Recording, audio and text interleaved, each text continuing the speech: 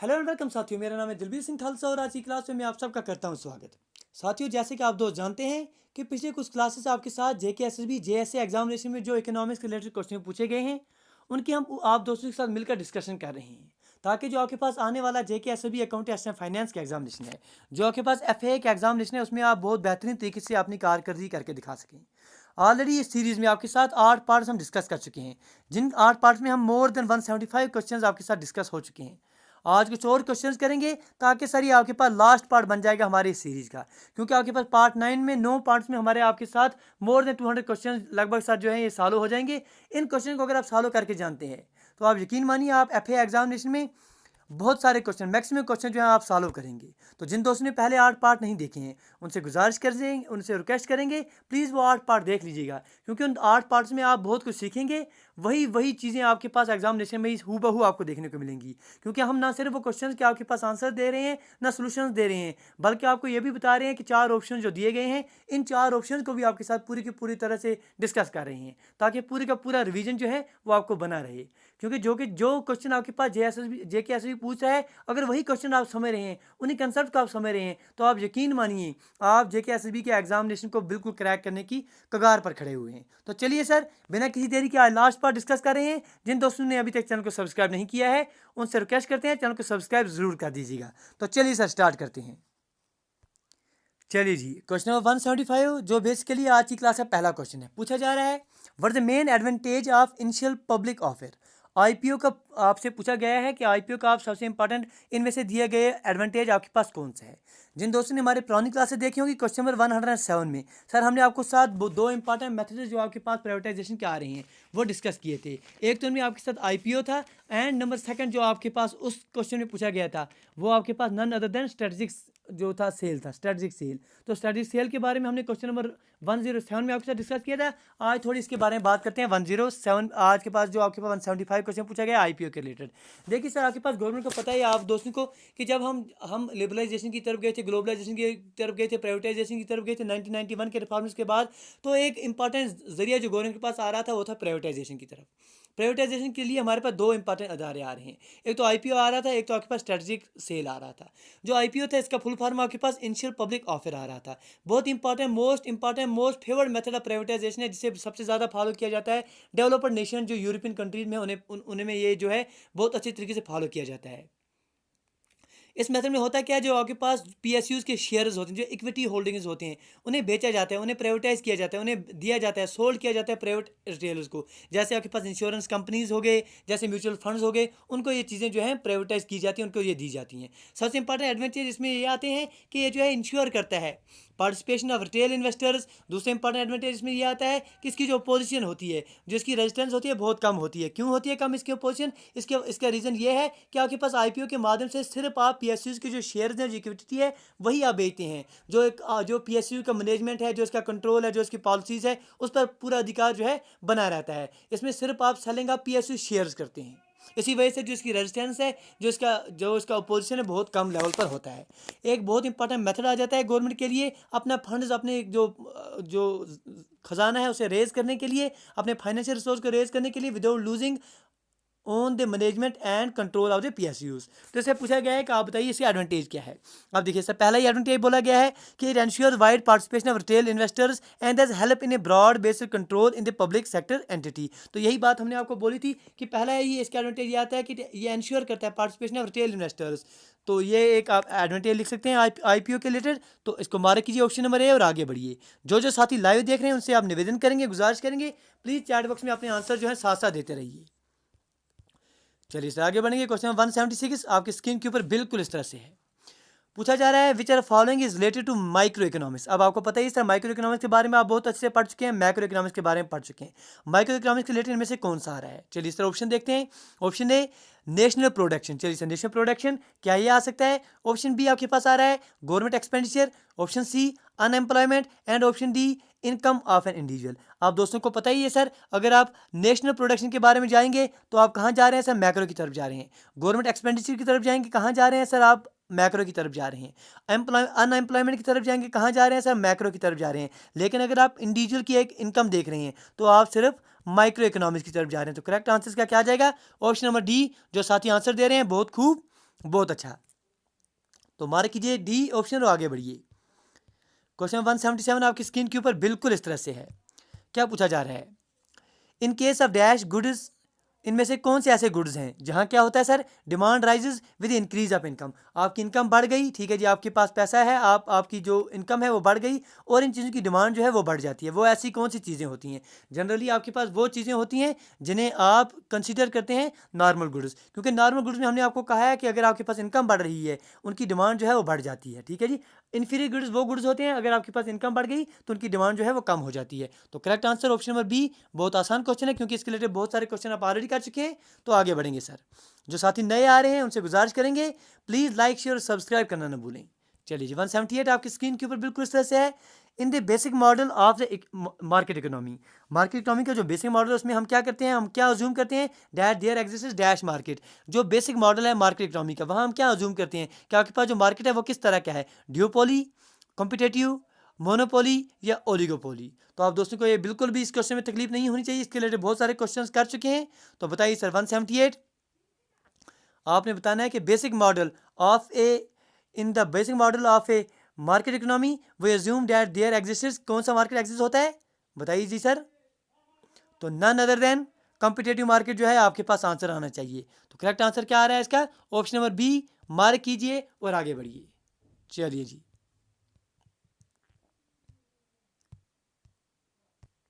चलिए जी आगे बढ़ते हैं सर। अगला क्वेश्चन 178 हो गया आपके पास, 179 की तरफ बढ़ रहे हैं।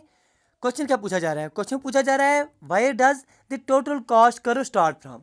पूछा जा रहा है आप साथी हमें बताइए कि टोटल कॉस्ट करो जो है वो कहाँ से स्टार्ट होता है।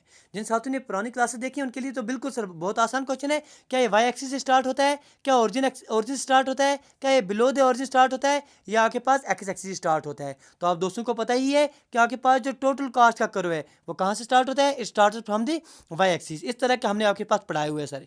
ये देखिए, ये आपके पास टोटल फिक्स्ड कॉस्ट का करवा रहा है सर, ये आपके पास टोटल वेरिएबल कॉस्ट का करवाता है, ये आपके पास टोटल कॉस्ट का करवा रहा है।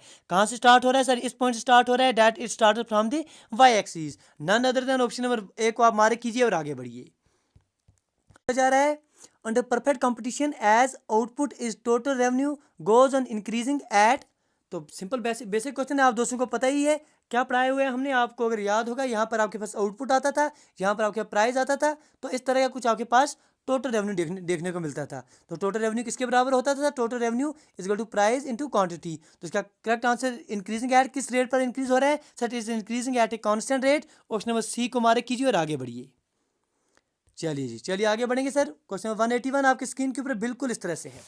क्या पूछा जा रहा है, पूछा जा रहा है if demand for a commodity rises even without any change in the price, ठीक है जी, then it is known as. आपसे पूछा जा रहा है अगर किसी चीज़ की जो डिमांड है वो बढ़ रही है, हालांकि उसकी जो प्राइस है उस पर कोई फर्क नहीं पड़ रहा है, क्योंकि आप दोस्तों को पता ही है हमने पढ़ाए हुए है कि demand of a thing, of A commodity, of a good depends not only on the price of itself but also on money other factors. Sir कैसे फैक्टर्स, जैसे हमने पढ़ा था sir price of other things, जो other things है, other objects हैं, other goods हैं, वो आपके पास सब्स्टिट्यूट्स भी हो सकते हैं, वो आपके पास कंप्लीमेंट्स भी हो सकते हैं। इसके साथ साथ टेस्ट एंड प्रेफरेंस, इसके साथ साथ इनकम ऑफ द पर्सन, इन चीज़ों पर भी निर्भर करती है। कह रहा है कि अगर आपके पास डिमांड जो है, डिमांड किसी कमोडिटी की इंक्रीज हो रही है, हालांकि उसकी प्राइस में कोई फर्क नहीं हो रहा है सर, डिमांड इंक्रीज हो रही है, क्यों हो सकती है, हो सकता है सर इनकम बढ़ गई, हो सकता है सर टेस्ट या प्रेफरेंस इसके रिलेटेड बढ़ गया हो सकता है सर जिसके रिलेटेड अदर गुड्स हैं, इसके जो बाकी चीज़ें हैं उनके संबंध में इसके पास कुछ फर्क आया हो। तो कहने का मतलब यही है कि प्राइस पर कोई फर्क नहीं पड़ा है, लेकिन उसके बावजूद भी अगर डिमांड बढ़ रही है तो इसे आप क्या कहेंगे। तो अगर डिमांड बढ़ रही है तो क्या इसे आप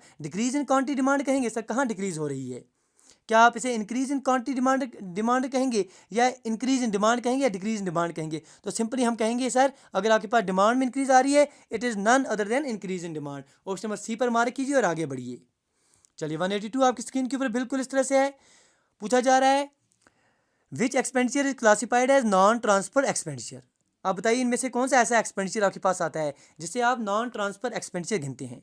ऑप्शन ए आपके पास दिया जा रहा है interest on public debit, option B आपके पास आ रहा है अनएम्प्लॉयमेंट अलाउंस, ऑप्शन सी आपके पास आ रहा है sickness benefit, and option D आपके पास आ रहा है एक्सपेंडिचर ऑन हेल्थ। देखिए सर, आप दोस्तों को पता होना चाहिए सर ट्रांसफर एक्सपेंडिचर क्या है, नॉन ट्रांसफर एक्सपेंडिचर क्या है, ये चीज़ें आप दोस्तों को बड़े अच्छे से पता होनी चाहिए, ठीक है जी। उसी के रिलेटेड क्वेश्चन पूछा जा रहा है, क्योंकि ऑलरेडी इसके बारे में बहुत सारे क्वेश्चन कर चुके हैं, तो इस पर बिल्कुल टाइम वेस्ट नहीं करेंगे। आप आपसे पूछा जा रहा है नॉन ट्रांसफर एक्सपेंडिचर कितना है, तो non transfer expenditure is none other than expenditure on health, क्योंकि यहाँ इसके बदले हमें कोई ना कोई सर्विस तो मिल रही है। चलिए जी, चलिए 183 की तरफ बढ़ रहे हैं। क्या दिया गया है क्वेश्चन में, पूछा गया है कि consumer consumers only two goods. एक कंज्यूमर है वो सिर्फ दो चीज़ें कंज्यूम कर रहा है, एक तो गुड एक्स है, दूसरी आपके पास गुड वाई है। अच्छी बात है। हुज प्राइस आर, एक्स की प्राइस जो है ₹6 दी गई है पर यूनिट, और वाई की प्राइस ₹3 पर यूनिट दी गई है।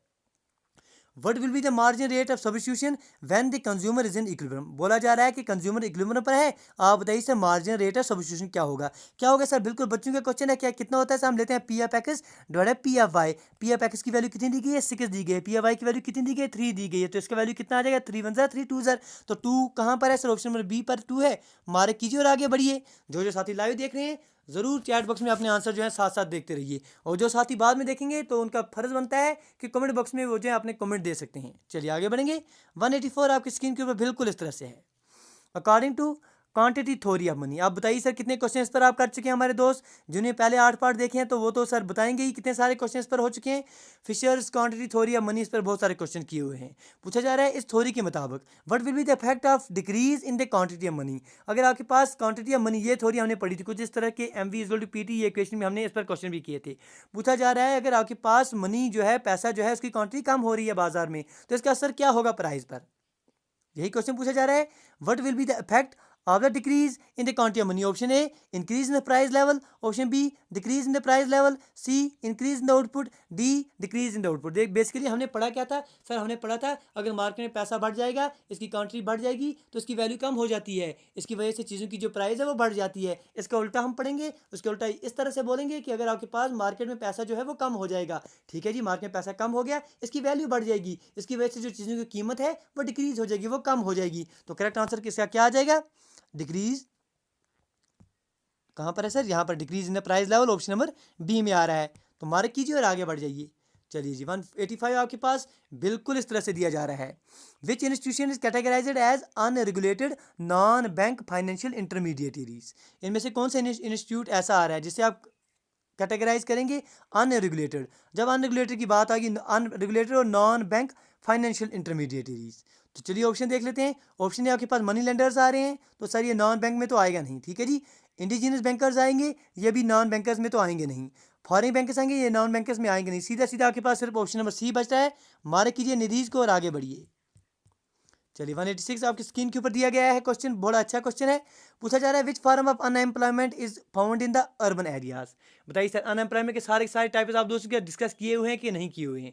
सर किए हुए हैं। आप बताइए इनमें से कौन सा अनएम्प्लॉयमेंट का मेथड है जो आप लगाएंगे देखेंगे अर्बन एरियाज में? यूजुअल स्टेटस अनएम्प्लॉयमेंट सर नहीं, ये बात हमने एग्रीकल्चर रिलेटेड बात की थी, अच्छे से पढ़ा था हमने।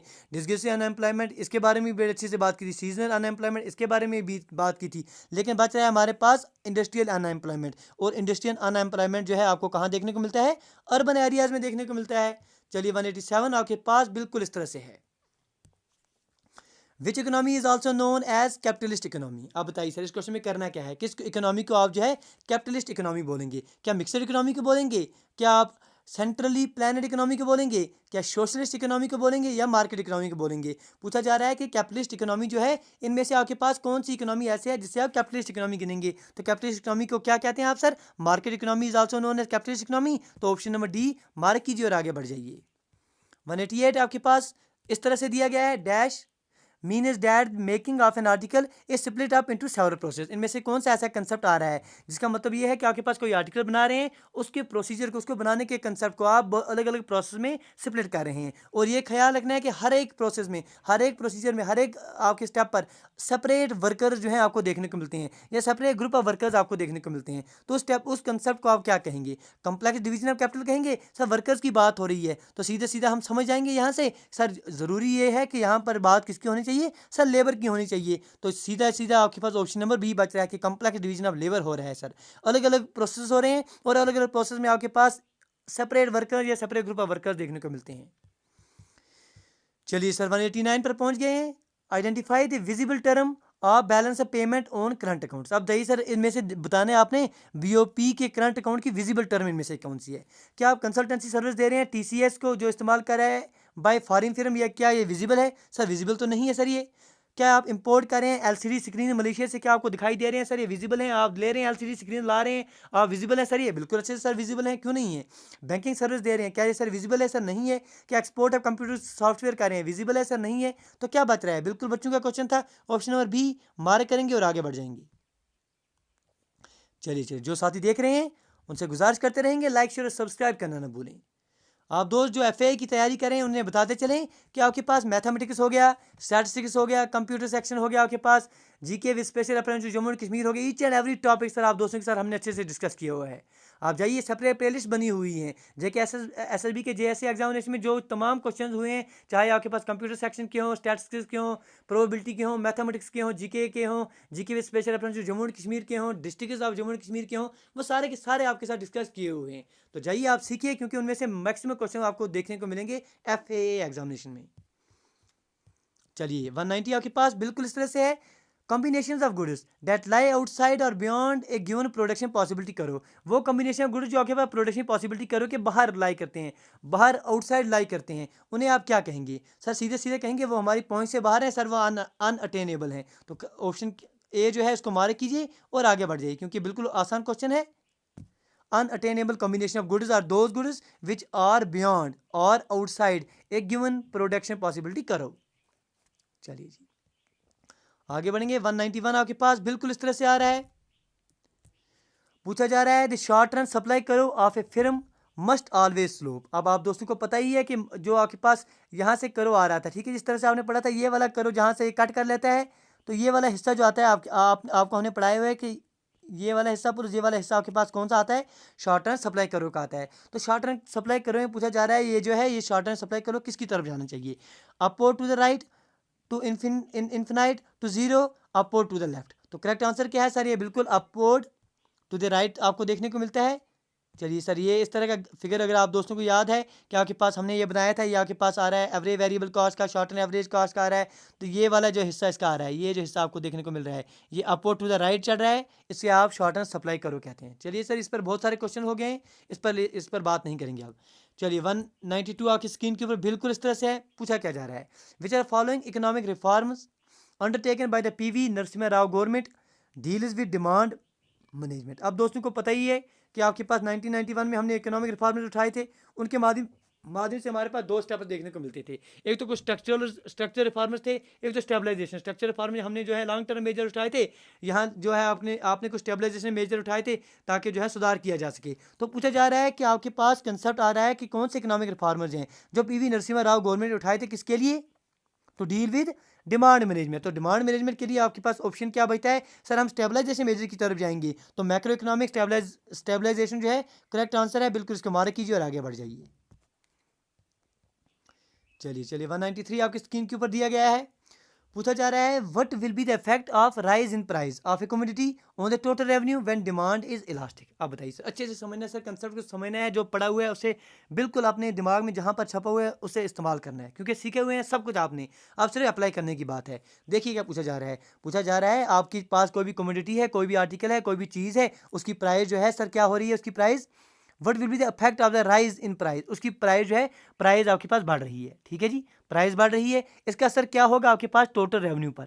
टोटल रेवेन्यू पर प्राइस बढ़ने का असर क्या होगा जब आपके पास डिमांड जो है इलास्टिक है? डिमांड इलास्टिक है सर, इसका मतलब क्या है? इसका मतलब ये है कि डिमांड इलास्टिक होने का मतलब ये है कि अगर आपके पास प्राइस में थोड़ी बहुत भी चेंज आती है तो आपके पास क्वांटिटी में बहुत ज़्यादा चेंज आपको देखने को मिलती है। ये चीज़ आपने पढ़ी हुई है। अब कंसेप्ट ये आ रहा है कि आपके पास प्राइस बढ़ गई तो इसकी वजह से क्या होगा सर? डिमांड जो है वो कम हो जाएगी, लेकिन क्योंकि इलास्टिक आपके पास डिमांड देखने को मिलती है तो जितनी ज़्यादा डिमांड बढ़ेगी उससे कई ज़्यादा जो है आपके पास डिमांड कम हो जाएगी। तो कहने का मतलब ये है कि टोटल रेवेन्यू किसके बराबर होता है सर? प्राइस इंटू जो क्वांटिटी आप डिमांड कर रहे हैं। जितनी प्राइस बढ़ रही है उससे बहुत ज़्यादा कम जो है डिमांड हो रही है, तो अल्टीमेटली ये पी इंटू क्यू की वैल्यू क्या आ जाएगी सर? ये कम की तरफ जाएगा, ठीक है जी। कम की तरफ मतलब क्या है कि जो टोटल रेवेन्यू है आपके पास कहाँ जाएगा सर? ये डिक्रीज होता हुआ नजर आएगा।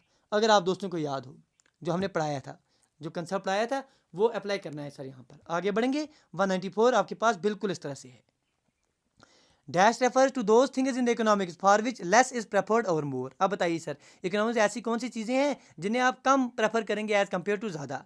क्या यूटिलिटीज़ को आप कम प्रेफर करेंगे? सर नहीं, जितनी ज़्यादा हो उतनी बेहतर है। क्या गुड्स को कम प्रेफर करेंगे ज़्यादा से? सर नहीं करेंगे। एक्सटर्नलिटीज़ को कम प्रेफर करेंगे? सर नहीं करेंगे। वो क्या बचेगा सर? आपका बैड्स। बैड्स जनरली क्या होते हैं सर? ये these are opposite of goods. जो आपका इकोनॉमी में जिन्हें आप गुड्स कहते हैं, अच्छे कहते हैं, उनके अपोजिट आपके पास जो है बैड्स आ जाते हैं। And economic bad is opposite of the economic good. A bad is anything with a negative value to the consumer or a negative price in the market price. ठीक है जी, ये चीज़ें आपने याद रख लेनी है। तो correct answer option number D, bad. आगे बढ़िए, चलिए सीखते हैं सर। 195 आपकी स्क्रीन के ऊपर बिल्कुल इस तरह से है। जो साथी देख रहे हैं लाइक शेयर और सब्सक्राइब करना ना भूलें सर। 195 में क्या पूछा जा रहा है सर?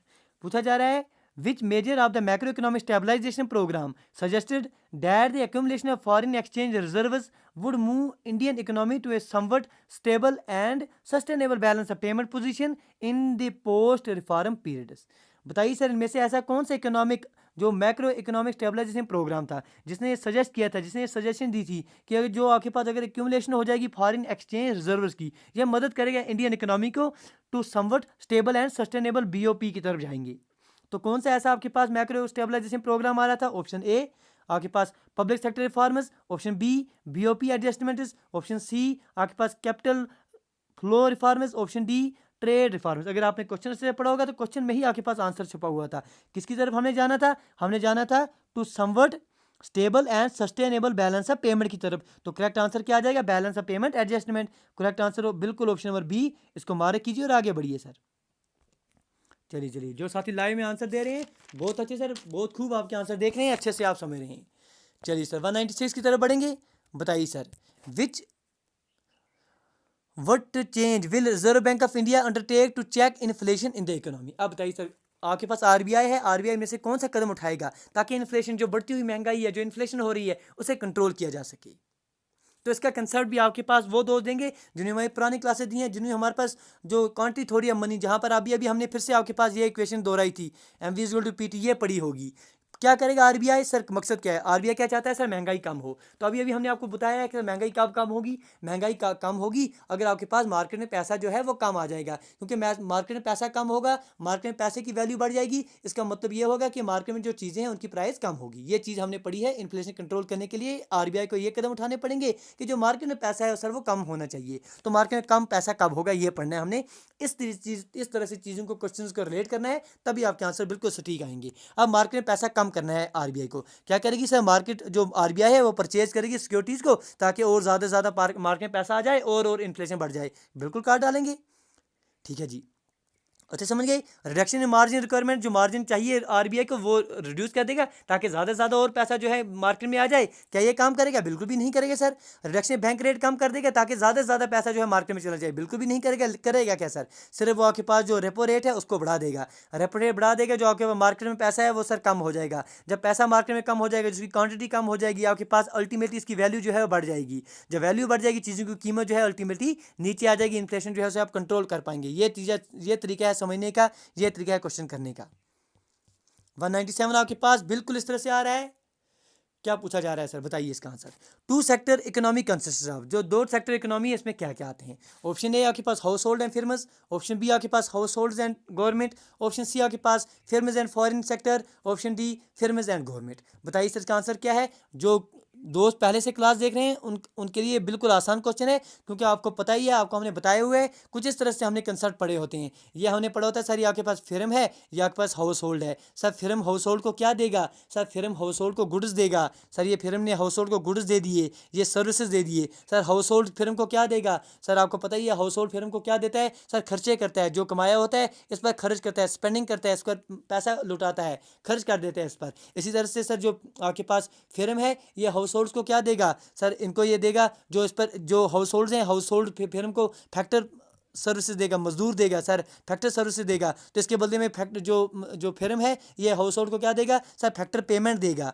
जो उसकी मजदूरी है वो पैसा देगा। ये चीज़ें हमने पढ़ी होती हैं कि आपके पास हाउस होल्ड जो है इनको जो फैक्टर सर्विसेज हैं, जो मजदूरी है वो पेश कर रहा है, मजदूर आ रहे हैं, इनके बदले इसको पैसा मिल रहा है, इनको पैसा मिल रहा है, मजदूरी मिल रही है, फैक्टर पेमेंट मिल रहा है। इन पेमेंट को जो है ये हाउस होल्ड जो है इन पर ही खर्च कर रहे हैं, इसके बदले जो फिर्म है इनको गुड्स एंड सर्विसेज दे रहे हैं। ये चीज़ें बड़े अच्छे से पढ़ी होती हैं, समझी होती हैं। तो यही कंसेप्ट पूछा जा रहा था कि दो सेक्टर इकोनॉमी जो है, टू सेक्टर इकोनॉमी, इसमें क्या क्या आता है सर? इसमें हाउस होल्ड्स आते हैं, इसमें फिर्म्स आते हैं। चलिए बताइए सर, 197 क्वेश्चन आपके पास हो चुके हैं। ये सारे के सारे क्वेश्चन आपके जेएसए एग्जामिनेशन में पूछे गए हैं। 198 आपकी स्क्रीन के ऊपर इस तरह से आ रहा है, which expenditure is classified as transfer payment. अब बताइए सर, बहुत सारे क्वेश्चन में क्योंकि सर इस पर आ रहे हैं, चलिए थोड़ी बात कर लेते हैं, फिर इस पर जो है आपको आंसर करेंगे इसका। देखिए सर, ट्रांसफर पेमेंट के बारे में पूछा जा रहा है कि ट्रांसफर पेमेंट क्या है। ट्रांसफर पेमेंट बेसिकली सर ये वो खर्चे हैं सर, ये वो आपके पास, इसे कहेंगे हम कि ये सर रिडिस्ट्रीब्यूशन करती है गवर्नमेंट, अपनी इनकम को, अपने वेल्थ को रिडिस्ट्रीब्यूट करते हैं इस तरीके से, by the means of government making a payment without goods और services being received in turn. For example sir, government क्या काम करती है? गवर्नमेंट को सब्सिडीज दे देती है। गवर्नमेंट जो पुराने सर हमारे बुजुर्ग हैं उनके लिए कोई पेंशन स्कीम्स दे देती हैं, ठीक है, जो उनके लिए पैसा दे देती है, कुछ स्कीम्स दे देते हैं, जिसके बदले में गवर्नमेंट को कोई सर्विस नहीं मिल रही है, जिसके बदले में गवर्नमेंट को कोई गुड्स नहीं मिल रहे हैं, लेकिन गवर्नमेंट जो है ये चीज़ें फराहम कर रही है, ये पेश कर रही है, अपने खर्चे में से उसको रिडिस्ट्रीब्यूशन ऑफ वेल्थ कर रही है, अपने खर्चे को रिडिस्ट्रीब्यूशन ऑफ इनकम कर रही है, ठीक है जी। उसके बदले में गवर्नमेंट कोई भी आपके पास गुड्स, कोई भी सर्विस रिटर्न में नहीं मिल रहे हैं। इन चीज़ों के, इन ट्रांसफर को जो है आप ट्रांसफर पेमेंट कहते हैं। Transfer payment is paid out by the government to people who have been determined to be eligible to receive the payment। इसके बदले में गवर्नमेंट को कोई भी सर्विसेज, कोई भी जो गुड्स हैं वो फराहम नहीं होती हैं, वो इनको मिलती नहीं है। जैसे आपके पास वेलफेयर हो गया, फाइनेंशियल एड हो गए, आपके पास सोशल सिक्योरिटी हो गए, आपके पास गवर्नमेंट सब्सिडीज़ हो गए, ये सारे के सारे एग्जाम्पल इसमें आ सकते हैं। तो क्वेश्चन क्या पूछा गया था आपके पास? ट्रांसफर पेमेंट, इनमें से एग्जाम्पल क्या है बताइए सर? एक्सपेंडिचर करेगा गवर्नमेंट डिफेंस पर, क्या ये खर्च, क्या ट्रांसफर पेमेंट है सर? इसके बदले गवर्नमेंट को डिफेंस के लिए कुछ क्या मिल रहे हैं? इक्विपमेंट्स मिल रहे हैं, गुड्स मिल रहे हैं, सर्विस मिल रहे हैं, तो ये कैंसिल आउट कर देंगे। जो एजुकेशन पर करेगा, इसके बदले में कोई ना कोई सर्विस मिल रही है, गवर्नमेंट कैंसिल आउट करेंगे। जो हेल्थ पर करेगा सर, कुछ ना कुछ तो मिल रहा है, लेकिन जो आपके पास एज ओल्ड पेंशन गवर्नमेंट दे रही है, जो खर्चे कर रहा है, इन्हें आप ट्रांसफर पेमेंट कहेंगे तो और क्या कहेंगे? ऑप्शन नंबर ए मार्क कीजिए और आगे बढ़िए। चलिए सर, आप दोस्तों को बताते चलें सर, जेएसए के जो 10 पेपर्स हुए थे, तमाम पेपर्स आपके साथ इस तरह से सॉल्व हो चुके हैं, ठीक है जी। अब आप दोस्तों से गुजारिश करेंगे, जिन दोस्तों को कहीं पर भी ज़रूरत हो, कोई मैसेज करनी हो, तो सर आपके लिए फेसबुक पेज हमारे पास स्टडी विद दिलबीर सिंह खालसा आपके लिए फराम है, आप यहाँ पर हमें मैसेज कर सकते हैं। इंस्टाग्राम की आईडी हमारे पास ये है, आप फॉलो कर सकते हैं, यहाँ पर डीएम कर सकते हैं, कोई भी आपको चीज़ पूछनी हो तो बोल सकते हैं। ईमेल एड्रेस आपके लिए दिया गया है। अब आप दोस्तों से गुजारिश करेंगे, जो साथी हमारे साथ जुड़े हुए हैं उनसे गुजारिश कर रहे हैं, प्लीज़ अपने दोस्तों के साथ भी लिंक को शेयर किया कीजिए, अपने जो भी और साथी हैं उनके साथ भी शेयर किया कीजिए, और उनसे भी गुजारिश किया कीजिए ताकि चैनल को सब्सक्राइब करें, क्योंकि आपकी जो सपोर्ट है बस हमारे लिए वही मोटिवेशन का काम करती है। वीडियो देखने के लिए आप दोस्तों का बहुत बहुत शुक्रिया। Thank you, thanks lot for watching, do take your best care.